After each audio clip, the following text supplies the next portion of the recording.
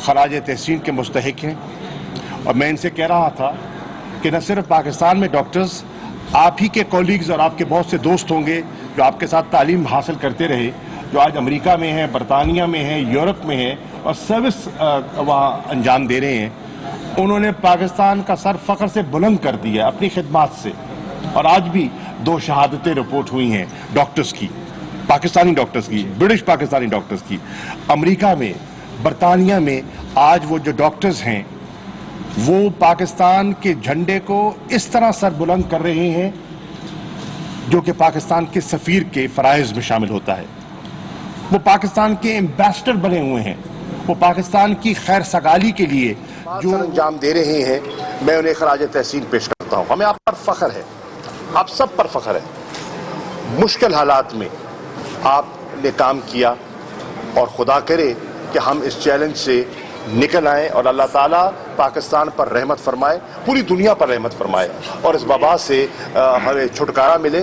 और बिलखुसूस इस रमज़ान की बरकतों से अल्लाह ताला पाकिस्तान की हिफाजत फरमाए और पाकिस्तान के शहरियों को इस बला से महफूज रखे। मैं आपका शुक्रगुजार हूँ। ये बताइएगा कि गुज़श्ता दिनों खान साहब ने ये कहा कि अशराफिया का फैसला था, आप भी कबीना में बैठते हैं, 3 सूबों में आप लोगों की हुकूमत है, ये कौन सी अशराफिया थी जिसने लॉकडाउन का मशवरा दे दिया, या वज़ीर-ए-आज़म साहब को पता नहीं कि अशराफिया कौन है? वो खुद वज़ीर-ए-आज़म है। वज़ीर-ए-आज़म को पता है और खबर है।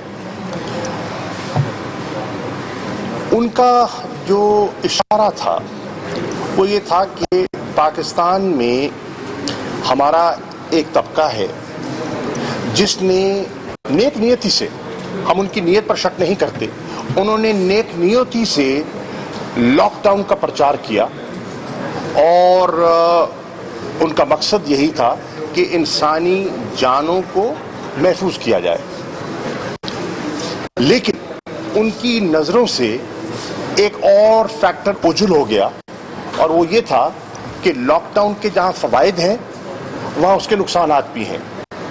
और ये एक बड़ा मुश्किल बैलेंस है जो आपको न सिर्फ पाकिस्तान में, पूरी दुनिया में, आज अमेरिका में बहस है कि लॉकडाउन होना चाहिए, किस शिद्दत का होना चाहिए, कितनी उसका दौरानिया क्या होना चाहिए और उसकी जो इकोनॉमीज पर और हंगर पर और गुर्बत की लकीर के नीचे जो लोगों को धकेल रहा है उसका इम्पैक्ट क्या होगा।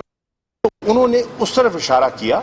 वो उनकी सोच कोई मनफी नहीं थी, लोगों को आगाह करने की थी और वो कहना ये चाह रहे थे कि लॉकडाउन की वेरिएशंस होती हैं और वेरिएशंस को आपने सामने रखना होता है, जिसको वो स्मार्ट लॉकडाउन कहते हैं। अगर कहीं हमें शिद्दत ज़्यादा दिखाई देती है तो हमें ज़्यादा सिवियर करना चाहिए, कहीं अगर हमें उसका दबाव कम दिखाई देता है तो हमें उतना लोगों के लिए ईज़ पैदा करनी चाहिए, अपनी ज़िंदगी और जो कारोबार है और रोज़गार है उससे भी मुस्तफ़ीद हो सके। साहब ये बताइएगा कि आप बहुत मेहनत कर रहे हैं, विभिन्न मुल्क से पाकिस्तानियों को वतन वापस ला रहे हैं, लेकिन सूरत हाल ये कि यहाँ पर आकर जब क्वारंटाइन किया जाता है तो फिर पाकिस्तानियों को एहतजाज तक करना पड़ा है। एक्सप्रो सेंटर में पहली दफ़ा हुआ है कि मरीजों ने एहतजाजी जुलूस निकाला है। जी आपने दुरुस्त फरमाया। मैंने टेलीविज़न की वो ख़बर भी देखी है और मैं अंदर यही बात कर रहा था डॉक्टर साहबान से कि मैंने अखबारात में ये ख़बर भी पढ़ी है कि मरीज़ों ने एहतजाज किया और मैं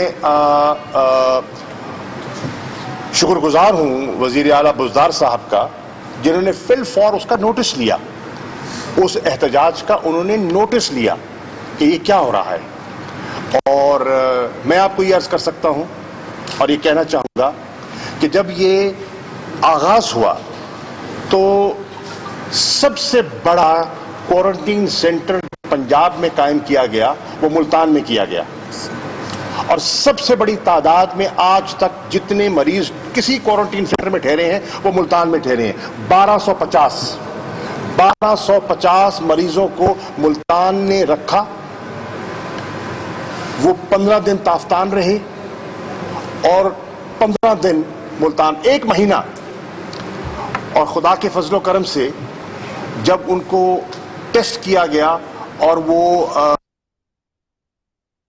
وہاں سے روانہ ہوئے تو وہ مطمئن گئے. تو اللہ کے فضل و کرم سے ان کی جس طرح دیکھ بھال کی گئی، میں نے ملتان کی انتظامیہ کو مبارکباد دی. ہمارے کمشنر، ہمارے ڈپٹی کمشنر، ہماری جتنی ٹیمز تھی وہاں، ہمارے ڈاکٹر جو تھے، ہمارے وہاں سول ڈیفنس کے جو اہلکار جو وہاں کھڑے تھے، سول پولیس کے جو لوگ تھے، سب کو میں نے خراج تحسین پیش کیا. اور یقین جانیے اس میں سول ڈیفنس لوگ بھی تھے جن کو پچھلے 3 ماہ کی تنخواہ نہیں ملی تھی، 3 ماہ کی تنخواہ نہیں ملی تھی، لیکن انہوں نے پھر بھی ڈیوٹی سر انجام دی. تو میں امید کرتا ہوں کہ وزیر اعلیٰ اس چیز کا نوٹس لیں گے اور نوٹس لے کر دیکھیں گے کہ وہ لوگوں نے احتجاج کیا تو کیوں کیا. مجھے یاد ہے کہ میں وزیر اعظم کے ساتھ وہاں گیا تھا، ہمیں دکھایا گیا تھا جب ابھی مریض وہاں نہیں تھے، لیکن میں نے دیکھا تھا بظاہر تو وہ فیسلٹی بہت عمدہ دکھائی دے رہی تھی. اب یہ دیکھنے والی بات ہے کہ لوگ احتجاج کیوں کر رہے ہیں. رپورٹ کے مطابق اس رواں منتھ کے لاسٹ ویک میں پاکستان میں پیک آئے گا کرونا وائرس کا، یا in the first week of next month. جب کرونا میں پیک آ رہا ہے اس وقت پورے ملک میں نرمیاں ہوتی جا رہی ہیں، اور آپ اسمارٹ لاک ڈاؤن کی بھی بات کر رہے ہیں. اسمارٹ لاک ڈاؤن اس جگہ ہوگا جہاں پہ زیادہ آپ کو کیسز نظر آئیں گے، زیادہ کیسز اس وقت نظر آئیں گے جب آپ کی ٹیسٹنگ کیپیسٹی آپ کی اتنی سی ہے، آپ پورے ملک کو کھولتے جا رہے ہیں. دیکھیے بالکل یہ سوال بڑا اچھا ہے اور بڑا منطقی سوال ہے، اور ایک پڑھے لکھے آدمی کے ذہن میں یہ بات بیٹھتی ہے کہ یہ کیا ہو رہا ہے. لیکن میں آپ کی خدمت درج کرنا چاہوں گا کہ یہ کیوں کیا جا رہا ہے. ہم سمجھتے ہیں، حکومت سمجھتی ہے، وفاقی حکومت سمجھتی ہے یہ جو چیلنج ہے یہ لمبا ہے، چلے ہو سکتا ہے یہ سال چلے.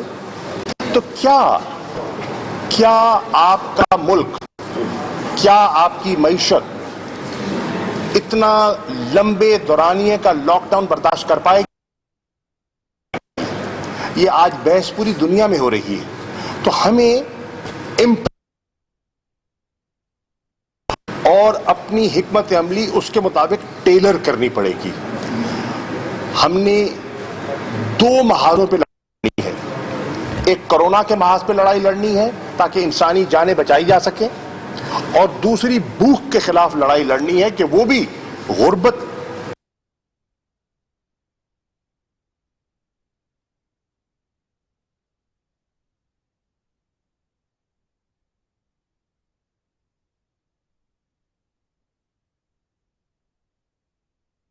محمود قریشی میڈیا سے گفتگو کر رہے تھے. ان کا کہنا تھا کہ بیرون ملک پاکستانی ڈاکٹرز پاکستان کے سفیر بنے ہوئے ہیں. دعا کریں کہ ہم اس چیلنج سے نکل آئیں، اور اللہ سے ایک ہی دعا ہے کہ پاکستانیوں کو کورونا جیسی وبا سے بچا لے. انہوں نے کہا کہ وزیر اعلیٰ پنجاب نے ان جو مریض احتجاج کر رہے تھے فل فور نوٹس لیتے ہوئے حکم صادر کیا تھا کہ اس حوالے سے کارروائی کی جائے گی کہ آیا ایکسپو سینٹر فیلڈ اسپتال میں تمام تر سہولیات دی جا رہی ہیں یا نہیں دی جا رہی ہیں. جبکہ انہوں نے عمران خان کے اشرافیہ والے بیان پہ کہا کہ عمران خان کے کہنے کا مقصد تھا کہ لاک ڈاؤن کی ڈیفرنٹ ویریشن ہوتی ہیں. یہ ہے کہ کیا ہمارا ہیلتھ کیئر سسٹم بوجھ لے پائے گا. اس وقت تک ہمارے آپ ذرا ایگزامن کیجئے کہ وینٹیلیٹرز پر کتنے مریض ہیں ہمارے پاکستان میں. 22 کروڑ کی ہماری آبادی ہے. 22 کروڑ کی آبادی میں ذرا چیک تو کیجئے کتنے وینٹیلیٹرز میں ہیں. بہت کم، اور خدا کرے کم ہی ہوں، خدا کرے کم ہی رہیں.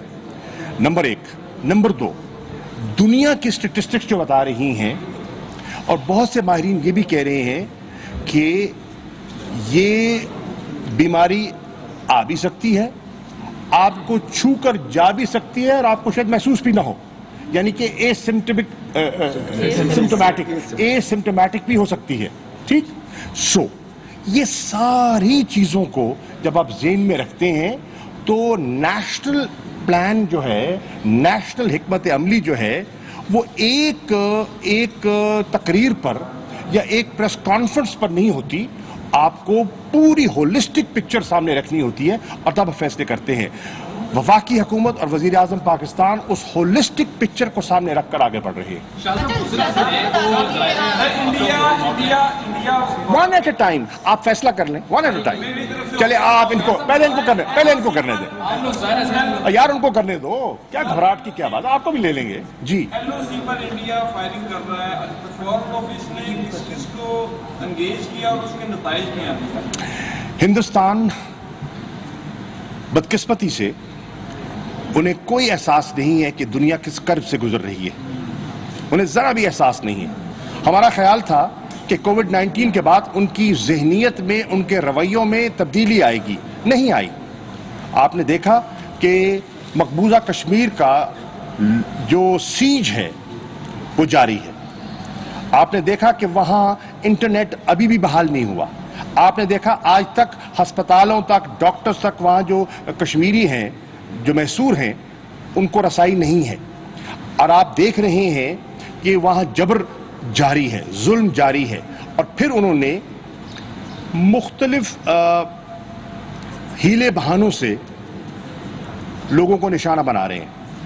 कल रात का एक वाकया है, ये लोगों के घरों में घुसते हैं, लोगों के घरों में घुसकर उन्हें ज़दोकोब करते हैं, तशद्दुद का निशाना बनाते हैं, उनको मारते हैं। और नया जो उन्होंने हरकत शुरू की है कि जो लाशें हैं मेरा चेहरा देख लेंगे, कोई बात नहीं, जो लाशें हैं वो लाशें लवाहिकीन को वापस तक नहीं करते। ये आज कैफियत है हिंदुस्तान की। पाकिस्तान ने, दफ्तर खारजा ने, उनके जो यहाँ सफारतकार हैं, उनको बुला के हमने डिमाश किया है। मैंने president of the security council को ख़त लिखा है। मैं अक़वाम मुत्तहिदा के सेक्रेटरी जनरल की तवज्जो इस पर दिलवा चुका हूँ और फिर दिलवा रहा हूँ कि इनको फिल फौर इसका नोटिस लेना चाहिए। और इस रवैये के बावजूद जब हमें हिंदुस्तान से पैगाम मिला कि वो कोविड-19 पर एक समिट लेवल की मीटिंग करना चाहते हैं, तो पाकिस्तान जानते हुए कि सार्क को हिंदुस्तान ने, सार्क के रास्ते में रुकावट बना हुआ हिंदुस्तान, ये नरेंद्र मोदी की सरकार जो है उसने सार्क को डिसफंक्शनल कर दिया है, उसके बावजूद हमने इंसानी तकाजों को सर हुए उसमें पार्टिसिपेट किया।